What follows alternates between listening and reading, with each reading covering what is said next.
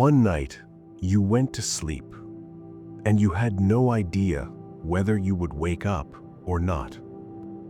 Every single night, when you close your eyes, there is zero guarantee that morning will come. And yet, you went to sleep planning tomorrow.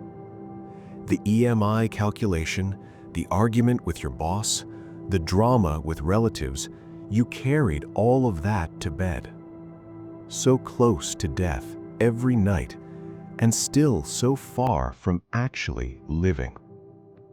Today, I'm going to tell you something. Maybe you've heard it before, but you've never really felt it. So just give me 2 minutes, only 2 minutes, and I will change the way you see your entire life. I've met so many people in my life who spent their whole existence running after success, after money, after respect. And every single time I met them, there was one thing in common. They were alive, but they weren't living. They were breathing, but they weren't feeling. Their eyes were open, but they weren't seeing. And one day I asked an old mystic, there are so many people in this world, so many religions, so many temples. Then why is everyone still so miserable? He smiled, and he said just one thing, because they don't even know that they are dying. I went silent, and today I want you to go silent for just a moment too. There are two kinds of people in this world. The first kind thinks, tomorrow will come, day after will come. I have a whole year ahead of me. And the second kind, that rare few, they know something the first kind doesn't. They know this night might be the last night. The first kind keeps telling themselves, I'll do it tomorrow, I'll say it tomorrow, I'll go meet them tomorrow. And that tomorrow never comes. Because tomorrow is a lie. It always has been, it always will be. The people who are truly wise, they do something before sleeping every night. They close their eyes, and from the bottom of their heart they say, I got today, thank you. Whether I wake up tomorrow or not, this is my last goodbye. No performance, no show. Just a simple, honest acceptance that I am a limited being. And in that one acceptance, there is so much power that it can change everything. Wait, don't go anywhere yet. I'm about to tell you a story about someone who actually lived this truth.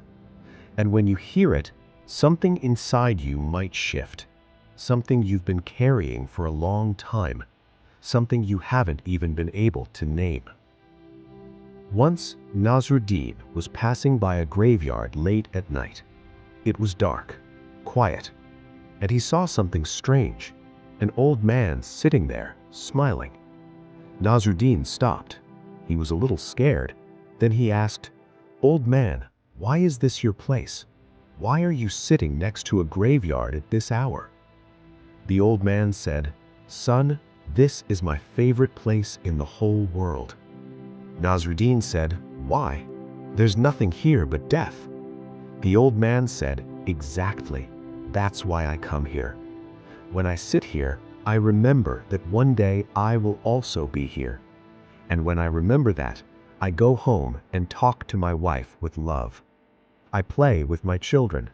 I eat my food fully, completely. I look at the sky with my whole heart. Because who knows, this might be the last time. Nasruddin went quiet. And I go quiet here too. Because the answer is in this story for everyone who is still asking, how do I actually live? Live like it's the last time.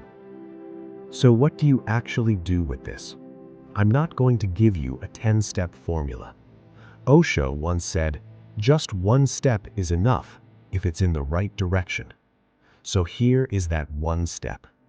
Tonight, before you sleep, close your eyes and say from your heart to whoever you believe in, God, life, time, the universe, thank you for today. That's it. And in the morning, when your eyes open, let the very first thought be this: I got one more day. This is a miracle. These 2 minutes, once a day, will slowly wake up a completely different person inside you. Not by force, not by effort, just through this one awareness that every day is a gift, not a guarantee. Now, I want to ask you one question, straight up. If you knew tonight was your last night, would you still be doing exactly what you're doing right now? Take a moment. Actually think about it. If the answer is no, then this is not your life. You are living someone else's life, society's life, people's expectations, your own fears. And if the answer is yes, then you are exactly the kind of person OSHO called Zorba the Buddha. Someone who is in the world and also within themselves. Someone who is fully alive and fully awake. Let me leave you with one last thing. Stop being afraid of death. Because being afraid of death is just another way of wasting life. The person who truly accepts death, that person lives the most. They laugh completely. They cry completely. They love completely. Because they know all of this is only happening once. So take this one thing with you today.